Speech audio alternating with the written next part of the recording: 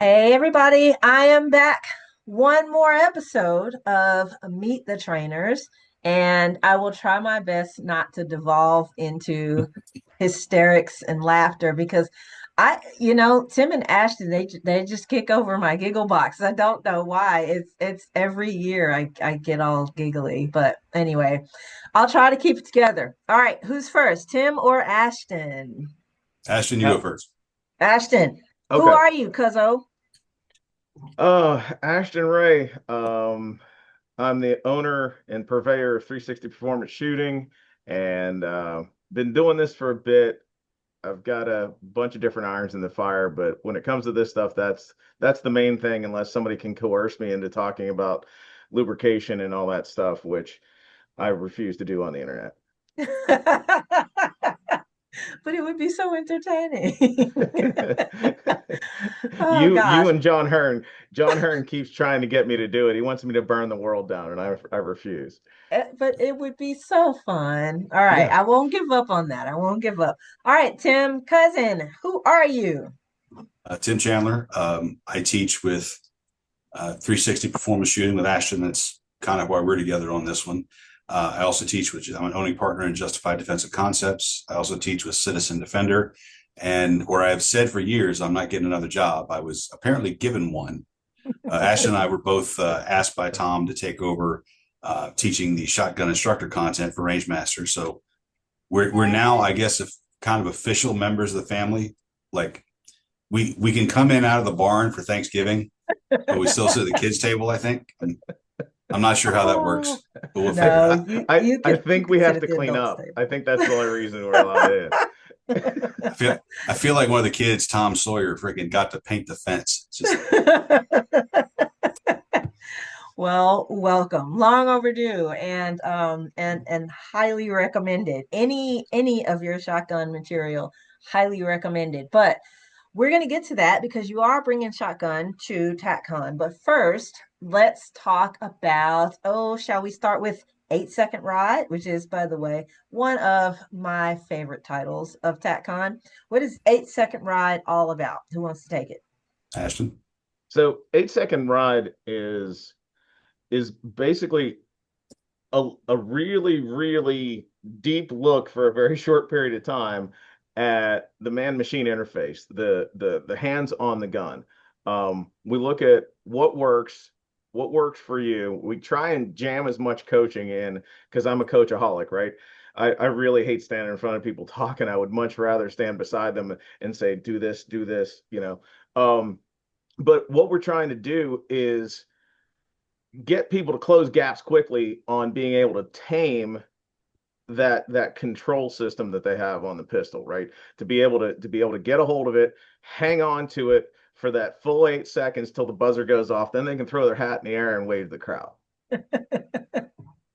Do we actually get to do that in your class? Are you bringing hats for everybody? Don't don't tempt him. I'll Very, do it very again. cool. Love it. You'll, Tim, anything to you'll add get a lot there? more dairy farmer than you want if you push it. Oh, okay. I'm all for it. I am game. I'll roll with it. Tim, you So want to so add on that anything topic, there? Oh, go ahead. grip, if you think about it, being able to actually grip the gun properly is the foundation of our ability to shoot it rapidly and accurately, whether we want to or have to defend ourselves. It's the foundation of the thing being able to function properly. And it's the foundation of us being able to keep someone from taking it away from us and killing us. So all those seem like fairly important things to have a really good grasp on. And yet I see a lot of suboptimal stuff out there about grip.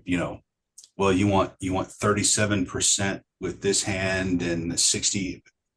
Uh, we can greatly simplify that for you and help you understand what grip is supposed to do and show you. And you'll run in our laboratory and you'll find out real quick whether or not we know what we're talking about because physics don't lie. Tim and Ashton, these guys are one of those teams where, I mean, all of us have been to that class where, we kind of have fun and it was, it wasn't a wasted day, but we're sort of in the same place as when we started out. if you go to a class with Tim and Ashton, you will see measurable results, even in a class as short as 2 hours. I guarantee you that. And the reviews from the last several years of TACCon back me up on that. So, on that note, how about another one of my favorite titles of TACCon? And I have to say it with a punch. Go coach yourself. That's me on my best behavior. I really want to like just kind of Yeah, send say it. it the Send way. it. My Go wife's from coach upstate. yourself. My wife's from Oh, upstate New York, so there's some influence there, right? So there's some, yeah, hey, yo, go coach yourself going on, right? exactly. I love it. I love it. I love it. You got to put your whole chest into it when you That's say it, right. Right. Absolutely. From the diaphragm. Yes. right? All right. What's that Followed one up all with about? gabagool, You know, I can't carry that one off. Not even with a log chain. I couldn't carry that one. So I spent 7 years in Jersey. That was enough. I don't complain to me. The lovely people are lovely in New Jersey. So that was me trying to be politically nice. Uh-huh. So I suck at that too. Forget it. They have great pizza. So in all seriousness, which we suck at, in all seriousness, go coach yourself is really trying to get you to open your eyes and use them in a different way. We're there's three reasons to train. One is to hear things and learn things that you haven't heard or seen and information you don't know. Two is to have somebody look at you and say, "Hey, I can see things you're doing that are suboptimal, and there's gaps that we can identify and close those gaps that you can't see because you're behind the gun and not beside it." But three is a pathway forward for you to do work on your own so that you can earn that competence, and then you can proceed past competence to a level of proficiency. And then once you're proficient, you can start that walk down the never ending road towards mastery, right? Well, I see a ton of people that give out great information. I see a ton of people that will stand beside you and give some coaching of some form or another, whether it's the, some of the stuff that I paid for. And I mean, I paid for it back in the day where all they would do is stand there and say, front sight, don't snatch the trigger. Don't slap the trigger. Yep. Don't snatch the trigger. Look at your front sight. Thanks. I'm really glad I spent all that money, but I was glad I spent all that time. But what is not as common is a pathway forward, such that you can sort of develop a system and understand when I see this, whether it's a target result or whether it's the way my sighting system is acting. When I see this, I have an idea of why that happened and I don't want it to happen again and what can I fix. So this idea of, coach thyself, is sort of is where this is coming from. And the goal there is to give people a really solid idea of, if I have something that I don't like that is going on, one, to be able to recognize it, two, to have some idea what causes it, and three, what it is that they needed to do to correct it. Because no matter how good an instructor is, even if they're really good, like not like him and I mean like really, really good. Um, Come on, you're supposed to laugh at that, Tim. I know. I can't be self-deprecating for both of us. So, um, but the best instructor in the world for the tailor-made instructor for a given client, no matter how big the check is, cannot hand them a box with a big bow on it that says mastery. It doesn't work that way. It's sort of like, whenever I have folks that have trained with me that come back and say, "Hey, I achieved this, I did this great thing, this," and I always tell them the same thing: you did the work, Mhm. right? We're just trying to light the path so that you can see what's there, so you can see where to step, where not to step, and how to get through that efficiently. And this really, we try and help people press the fast forward button so that you don't spend 20 years like I did saying, "I can't understand why this is happening." And then finally, it dawns on you, or somebody else tells you, or whatever, right? We're trying to press that fast forward button so you're not walking around bumping into stuff and right? just trying to shoot enough rounds to make it work. Love So it. what we're trying to do is demystify and decode what's happening. Guns Yeah, what he are said. handguns are very, very simple machines. They only do what they're told, unless it's a SIG 320, and we won't get into that. Oh, Saw that coming. shots fired. Bring it, Yeah, right. bring it, right? Literally. So we have found that clients are much more successful when they actually understand what they're doing to the gun that produces the result. Because we've all had that experience. You're looking through a really good sight picture and you think, that looks good. I'll shoot the gun now. And then stuff happens and the shot is way low and way left if you're a right-handed shooter of where you intended. And well, I guess you jerk the trigger. No, I mean, it's like the underpants gnome theory of coaching.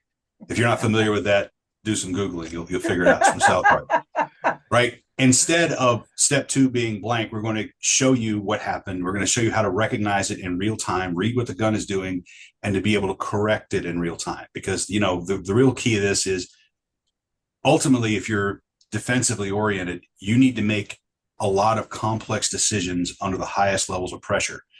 It's going to be really difficult for you to hashtag copyright think behind the gun if you can't actually hit things with it. So we need to make people able to actually understand what they're doing with the gun before we can then proceed on to higher levels of reading and reacting to a difficult, ongoing, complex situation where life and limb is on the line. So that's one of the things we're trying to help you get there, because we can't be there in your gunfight. And some of you want to be there in your gunfight. But we can teach you what's going on and how to recognize this isn't getting the result I need, and how to get back to getting done what you need to get done in the moment. So to be as concise as I can be, well, the bones of this block is changing your mind from thinking, what did the gun do whenever something happens, to what did I do to the gun? Mm-hmm. Yep. Mm-hmm. Because the gun didn't do nothing but what you told it to do. Yeah. Well, if you haven't noticed, folks, these two are a pair of our most cerebral instructors at TACCon. They really Why'd do you have to think go and do deeply. that to us? What's that mean? And I mean that in the absolute best possible way. Now, it's not because there's so many instructors out there that are a dime a dozen that just go and say, like you said, aim in on the target and fire, or go, or shoot, or thread, or bang, or whatever. And I just love how everything that you guys teach is so well thought out, and there's such science and data behind everything that you teach. And it's very elegant and poetic in that you give folks nothing that they don't need, everything that they need. It's very lean. And That's the so only thing lean about us. I love it. All right. So we've got one more class because you guys are part of Shotgun Sunday, and there's a lot of faithful devotees. We bring out the long guns on Sunday. So Sunday morning, you're teaching 2 sessions of defensive shotgun mastering manipulations. Did I get the subtitle right? All That right. is correct. So That is correct. Tim, you want to take that one? Sure. Go for it. So once again, going into things that are poorly understood and badly practiced. When we teach shotgun classes, especially if we teach people that we haven't taught before, we see a lot of suboptimal behaviors. Now, there's a number of things you need to know with the shotgun, but knowing how to keep the thing fed is a pretty good idea. As yet, I have not found a situation where a normal citizen emptied a shotgun and still had a problem left to solve, including clients of ours who've had to use one for real in very deadly situations. They managed to handle very dangerous problems quite well inside the capacity of a typical shotgun. But since we're going to be on the range all day teaching with this thing, and you're going to have to load it anyway because they only hold so many shots, might be a good idea to actually learn how to do it effectively.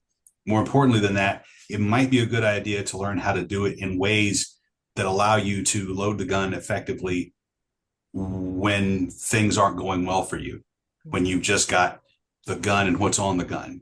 Like maybe you're in your boxers dealing with a problem, which is kind of how this normally goes. You don't have a sidearm to transition to.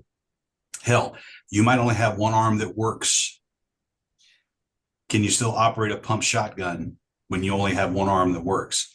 So we're going to show you a system of manipulations, and it's not like we we didn't break new ground, but what we probably have done is give a more concise explanation of why we do things the way that we do them and the way to evaluate how you're manipulating the gun to see whether or not it's actually furthering the result that you want. If you're a 3-gunner and that's your main use of a shotgun, you're going to have different requirements than somebody who's defending themselves.